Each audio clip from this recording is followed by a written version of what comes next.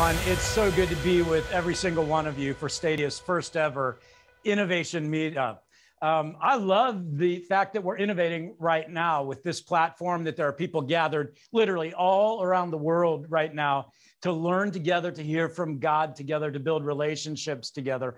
I'm in beautiful downtown Canton, Ohio. It's cold here, and hopefully some of you are in some warmer climates enjoying that weather. You know, when we talk about innovation, there is so much that we could talk about.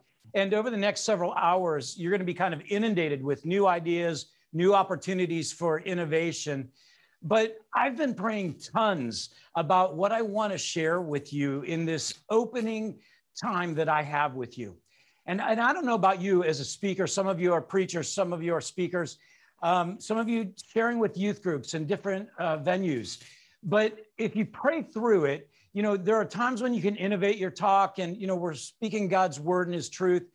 But then there are times when you sit back and you go, ooh, this is from God. And I've spent a great deal of time praying about this opportunity to share with you. And this is one of those times where I sat back last week and I said, thank you, God, because I really believe this is from you. So I hope this will bless you. And it just wasn't for me from God, but hopefully from all of us. So when we talk about innovation, here's what I want to start with. I believe there are three types of innovation that we can talk about. The first type of innovation is what we'll call disruptive innovation. And that's innovation that is caused by an external situation, often a challenge. The second type of innovation, I'll call entrepreneurial innovation, and that's typically to make something better or even completely new. The business world, we as churches, we often operate in this area of entrepreneurial innovation. But there's this third one, and this is the important one. And I call this divine opportunity innovation. And this is innovation into which God specifically calls us or invites us. Do you get that? Divine opportunity innovation is innovation into which God specifically calls us or invites us. Now, because we couldn't gather during the pandemic, many churches moved to some type of digital expression. That's disruptive innovation. But now that churches are beginning to gather once more, we have a choice to make, right? Will we be a church that gathers only in a physical locale, or will we continue to develop digital expressions? I think this is entrepreneurial innovation. I personally believe the best way is the third way, the divine opportunity for innovation. How is God inviting you to innovate? Or how is God saying, no, it's not time to innovate? In the beginning, God innovated. And I love that in his creation. I love that about our God. But God innovated further. He created humans. And here we are. It's an important part of innovation. But then we as humans, Adam and Eve enjoyed the garden in which God had placed them. But then they decided to humanly innovate. They ate the fruit. And so I ask you the question, how'd that work out for us? And so God is faced with the need for innovation once again. What will God do with this problem of sin? Now, some might say that disruption forces God to innovate. But of course, God cannot be forced. So I would suggest that God sees this dilemma as a divine opportunity for innovation. It's a divine opportunity for him to show the full extent of his love for humanity, for him to sacrifice for humanity, for him to show grace, his plan of redemption, a divine opportunity. And as we read through the Bible, the story of the Bible, I think we would label King Saul, for instance, as a disruptive innovator. In fact, Saul tended to operate in the realm of disruptive innovation almost all the time. Something went wrong, he would face a challenge, and he would do his best to innovate. And then along comes David. And David, I believe, for the most part, operated in the realm of divine opportunity innovation. And it led to two very different lives and the ruling of two very different kingdoms. And then, of course, there comes Solomon to be king. And Solomon is the Richard Branson of his day. He's constantly innovating, the classic entrepreneurial innovator. Now, unfortunately, much of Solomon's innovation goes directly against God's commands for the kings of Israel. God tells the kings of Israel, don't amass horses and chariots, don't amass wealth, don't amass wives. What did Solomon do in all of those areas? He innovated, and he continues to innovate, and at the end of his days, he concludes what? Meaningless, meaningless. Everything is meaningless. Friends, I don't want to be that kind of innovator. I don't want you to be that kind of innovator. What does it mean for divine opportunity? Again, in the Bible, we find the Apostle Paul preaching the gospel. And then, of course, we all know the Apostle Paul is imprisoned in Rome. And Paul, because he's an incredible innovator, says, I need to innovate. I think I'll invent the printing press. No, that comes much later. Paul embraced the divine opportunity for innovation. And we read about this in the book of Acts. It's very simple innovation. For 2 whole years, Paul stayed there in his own rented house and welcomed all who came to see him. He proclaimed the kingdom of God and taught about the Lord Jesus Christ with all boldness and without hindrance. That was his divine innovation. Now, I would suggest that disruptive innovation will sometimes be necessary. You all have done an amazing job during this pandemic in the churches you lead, the organizations you lead, and it's been necessary for the church to embrace disruptive innovation. And I would contend that entrepreneurial innovation may often be good. Again, back to the business sector. If you don't operate in entrepreneurial innovation frequently, you're going to be left behind. And the same can be true of churches.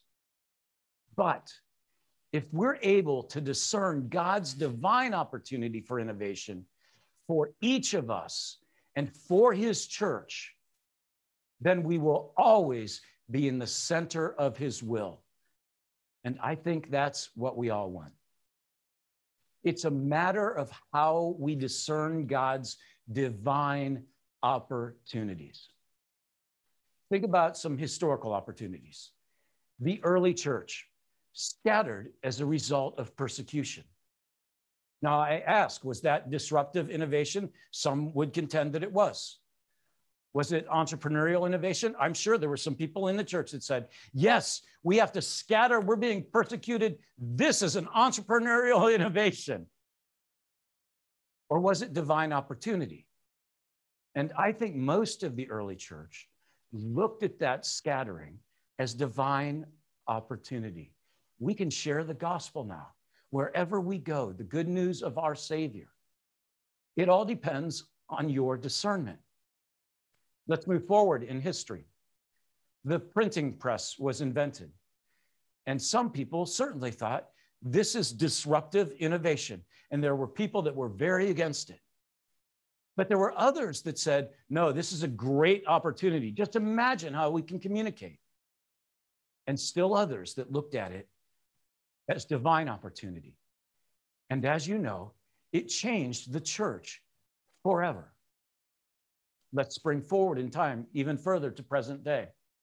And now we have the internet and digital technology. We have AI coming. We have 5G. And now my friends are talking about 6G. The amount of change that we're going to see in the world in the next 5 and 10 years is absolutely mind-blowing. If you're not looking at that, please, please, please educate yourself on what's coming in the internet and digital technology in the whole field. And some people look at this and they say, this is just flat out disruptive innovation. And that can be good or it can be bad. Others are looking at it and saying, no, this is entrepreneurial innovation. This is a great time to move forward. But I want to ask you, is this divine opportunity? And that only comes through discernment of God's will.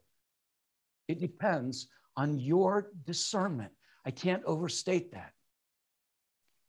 There were times in the history of Stadia where, as a leadership, we had the tendency to kind of pull the pin on the grenade and throw the grenade at every new innovation that was coming around. And today, after years of working on this, we do our best to discern, is this divine opportunity for innovation? And when it's divine opportunity, it always keeps us at the center of God's will. Ascent Church in Colorado, my friend Jim Candy was one of the lead pastors there. And during the pandemic, Ascent Church made the decision to broadcast digitally. And they did more than that. They encouraged people in their community to gather in homes, in micro church units, in their places of business, in the local coffee shops if they were opened, and become a digital micro church. It was phygital, right? And one of the stories that was so successful out of Ascent was one of those micro churches actually gathered, and several people made a decision to come to Jesus through the church's digital online presence and the physical presence of that micro church. As a result, Jim Candy was invited to come on the weekend to actually be part of the baptism service with that little micro church. It was out in the outdoors in beautiful Colorado. It doesn't get much better than that. But when Jim went to that micro church, one of the guys that was going to be baptized walked up to Jim and said, "Hey, you're my pastor. I see you on the screen." They had never met in person. And I love how Jim responded. Jim said, actually, and he pointed to the woman standing over to the side who leads that micro church. He said, actually, she's your pastor. And they had a beautiful baptism service. For Ascent, digital micro church is a divine opportunity. Or consider my friend, Patrick Holden. He's now in Columbus, Ohio. But when I met Patrick, he was living up north, even further than I do, in Detroit, Michigan. And Patrick had been given a call by God to plant a new church in Columbus, Ohio. I met Patrick at our church planting assessment center.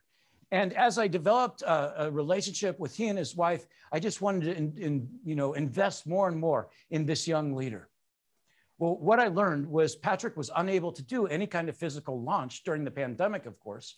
And so before moving from Michigan to Columbus, Ohio, Patrick and his small team began to develop their launch team online before destinating.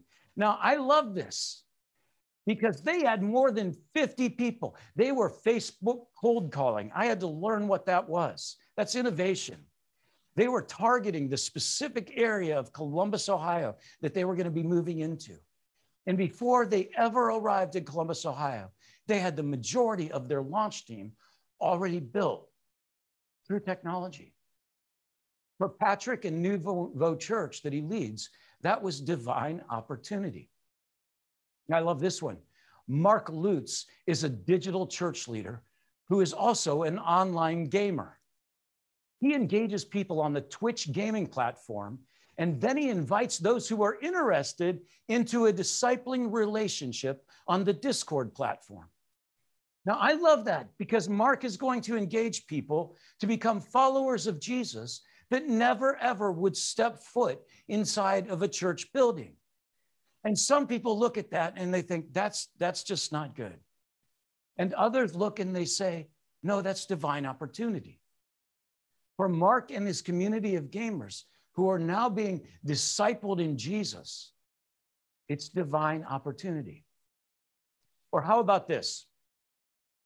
Rather than asking our people to come back to church, can we equip them to stay out?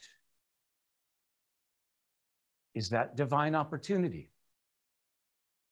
Disruptive innovation is sometimes necessary, as we know, and you've done a great job with that, but you also know that it is a lot of hard work and it often comes with great sacrifice. When we talk about entrepreneurial innovation, there are so many opportunities for entrepreneurial innovation that it can wear you out. And that's where many leaders are right now. Some of you are tired. Some of you are frustrated. Some of you are filled with anxiety. Will people be coming back? Should we continue digital? Some of you are just trying to survive. And listen, I get that. Innovation can be really difficult, and especially when we're just chasing innovation to chase innovation. But then there's divine opportunity for innovation. And I believe that divine opportunity, this is what I've discovered, divine opportunity will energize you. It will fill you up. It'll get you up in the morning, excited to start your day. And friends, that's a whole different ballgame with that type of innovation. So I want you to think about just a couple of opportunities for innovation that we're faced with right now, about implementing and bring about change. How about the church as a global platform rather than a specific place or location? You determine. Is that a divine opportunity for the church God has entrusted you to lead? Or how about this one? The possibility for an entire new generation of leaders to be mobilized to serve the church in fresh expressions. Now, for me, I love this one. I think about Ed Feitzinger. Ed is was a vice president until just a few months ago of Amazon. And he oversaw all of the new initiatives for Amazon globally. Imagine that. This is a high capacity leader. But Ed wanted to do something even more meaningful in his life. And so now Ed is working with Stadia to develop our global platform so that every Jesus follower on the planet, is what our vision is, can actually receive the resources and the relationships they need to learn how to multiply themselves as disciples, multiply their home churches, multiply the church in general. But that's a new type of leader that God is mobilizing in fresh expressions of the church. I think about young people that are sitting out in our churches, and they are wanting to contribute to the church in a meaningful way, but they haven't been able to in the past. And they're highly skilled in technology. They love gaming. Friends, that's the next generation of church planters and church online pastors. You have to discern. You have to discern, is that a divine opportunity for you? Because if it is, it'll be wonderful. If it's not, it'll just be more work. How about an economic model that is not based on millions of dollars invested in real estate and buildings? And I've been there. While I was at River Tree for 25 years, we did the whole real estate and big buildings things, $12 million of debt. I've been there. It's a lot of work. I'm not against buildings. I love Aspen Group and all of those groups that help with that. But the reality is, what I love even more is, what if we could deploy generously to engage with God's kingdom here on earth, not so much in buildings and real estate, but in community transformation, in ending extreme poverty in your lifetime. Can you imagine? Now, for some of you, that's not a divine opportunity right now. But for others of you, you're at a crossroads where maybe that's the divine opportunity that God is calling you into, to move into efforts of generosity that are unparalleled in the history of your church or in your life. But you have to discern that. Now listen, please don't innovate because it's the next hot fad. Don't innovate because you feel like others are going to look down on you if you don't. And don't be like me. Don't innovate because you just like to be living on the cutting edge of things. That can be a really bad downfall. But listen, if you and the church God has entrusted you to lead, you and the organization that God has entrusted you to lead, have discerned that this is a divine opportunity for you, then innovate, innovate, innovate.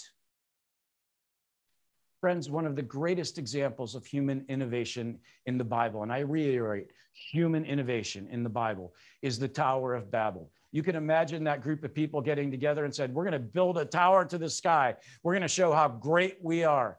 And I'm just going to ask again, how did that work out?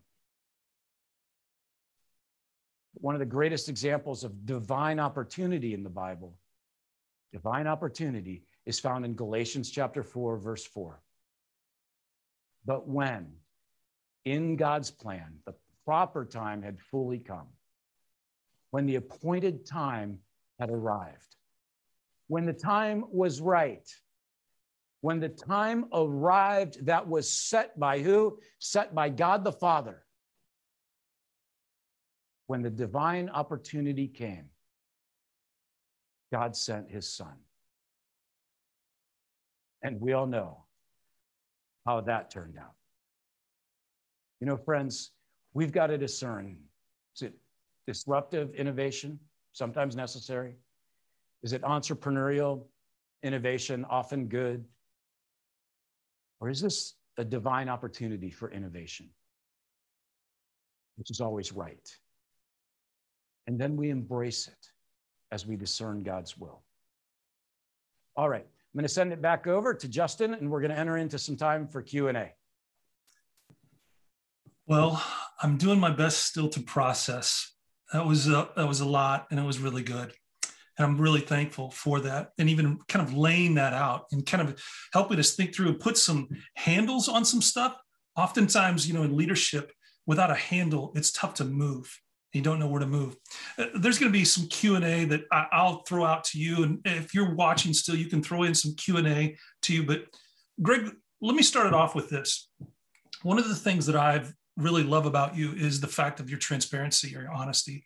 And with that, you know, the old adage is you can impress from a distance, but you can impact up close. I'd like to maybe ask some up close. You've been doing this for 30 years.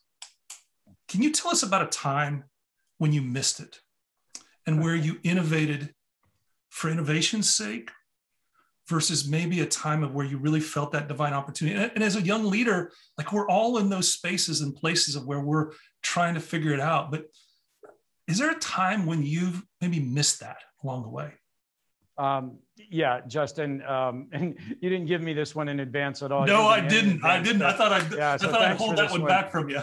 I think one of the ones I look back on is River Tree, where I've been leading for quite a while now, had grown, and we'd outgrown the $12 million building that we were in. You know, it seated 1,100 people, and we were doing a whole bunch of services a weekend and didn't know what to do further to reach people, because I'm an evangelist by nature. And so we, you know, I'd been praying about a farm that was down the road by the highway. It's 80 acres. And man, finally the owner of that farm came to us and said, you know, I'm willing to sell you the farm. And we actually had a company come in that you all would know if I'd said them probably. And they spent a week with our leadership, and we did a whole charrette designing what that campus, you know, 80 acres would look like with the buildings on it. It had a total build out price of $70 million. Now, the good news is that we were able to discern right before pulling the trigger that we weren't going to buy that property and put up those buildings, but rather we wanted to be a generous church. And so we started multi-site. But I have to tell you, that company coming in cost the church, it cost $70,000. And I look back on that, and, you know, it wasn't that it was bad that we were looking at that. I don't think.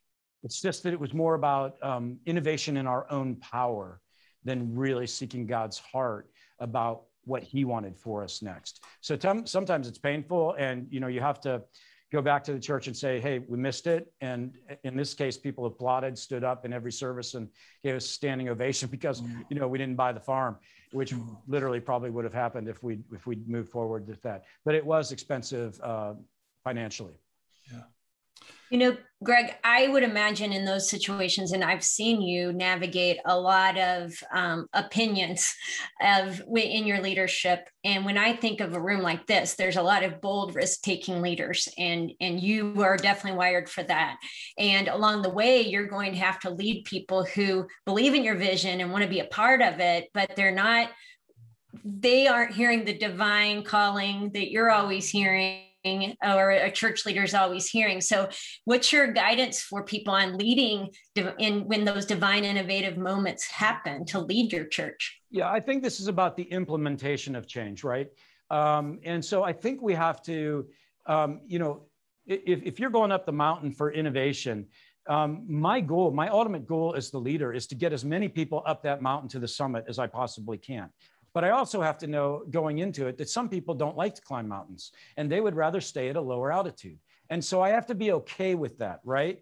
And willing to make the hard decisions as we go up to keep as many people safe and with us as possible to the summit, but also knowing that some people are going to opt out and they're just not built to climb a mountain like that.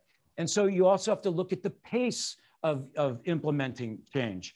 How fast should we go? Am I losing too many people? I mean, the reality is if suddenly no one's with you in the church or the organization you're leading, you're just on a trek of your own and nothing's happening. So I would think about that, the pace of what's going on. And then, as you bring people along and cast this vision, giving them time to embrace it so you get as many of them to the top as possible as well. Drew Skates asked a great question here that I'd love to be able to share with us here.